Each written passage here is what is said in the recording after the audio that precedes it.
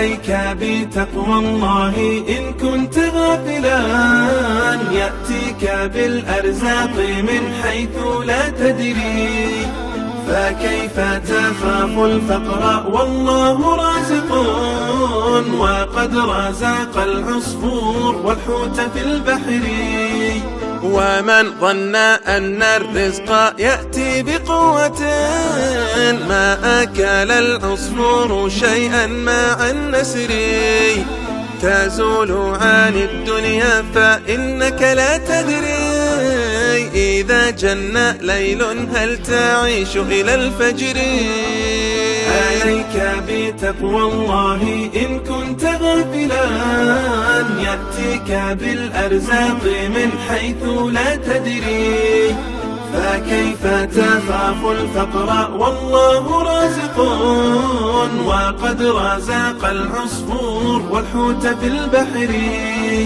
فكم من صحيح مات من غير علة، وكم من سقيم عاش حينا من الدهر، وكم من فتى أمسى وأصبح ضاحكا، وقد نسجت أكفانه وهو لا يدري.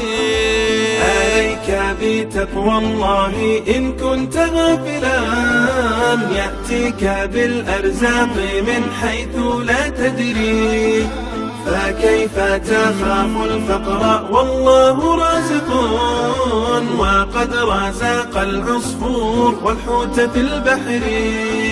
وكم من عروس زيانوها لزوجها، وقد قبضت أرواحهم ليلة القدر، وكم من صغار يرتجى طول عمرهم، وقد أدخلت أجسادهم ظلمة القبر.